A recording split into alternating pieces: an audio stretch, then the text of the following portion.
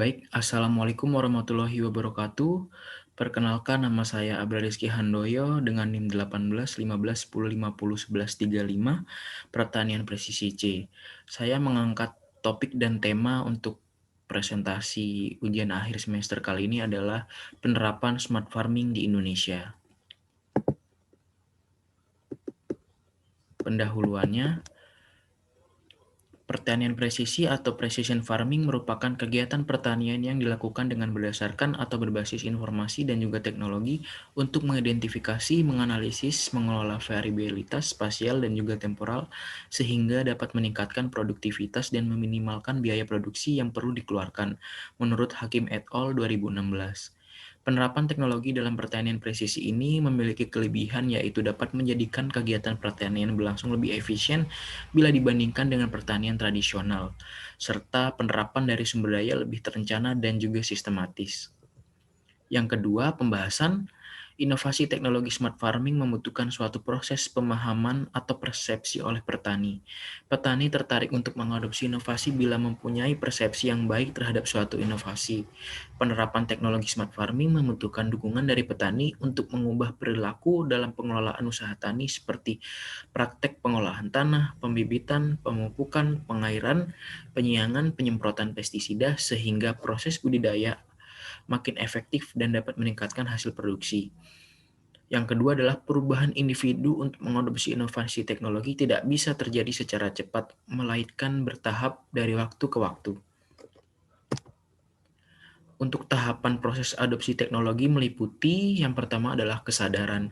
Di sini yang paling besar adalah kesadaran petani akan pentingnya penggunaan pertanian presisi untuk menunjang kegiatan pertanian lebih baik. Yang kedua adalah minat.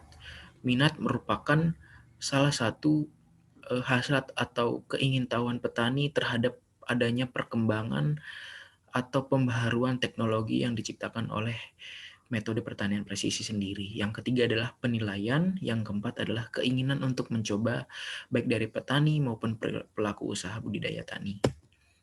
Kendala penerapan pertanian dengan smart farming yang pertama adalah aging farmer atau penuaan petani karena rendahnya regenerasi di bidang pertanian. Jadi di sini yang minat pertanian dan meneruskan adalah kebanyakan petani-petani tua yang notabene dari dulu adalah petani.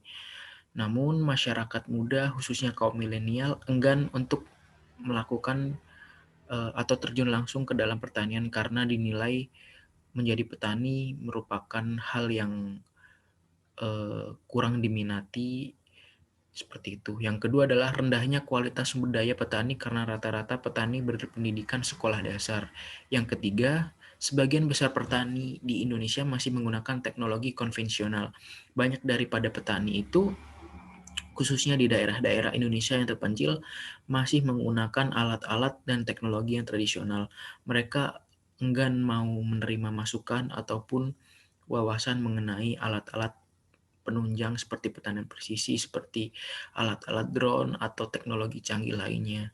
Lalu yang keempat adalah terbatasnya produk olahan agroindustri. Yang kelima, sebagian besar produk pertanian yang diekspor masih berupa bahan baku sehingga kurang memiliki nilai tambah sehingga benefitnya lebih banyak dinikmati oleh pengimpor atau negara-negara maju. Lalu teknologi smart farming 4.0.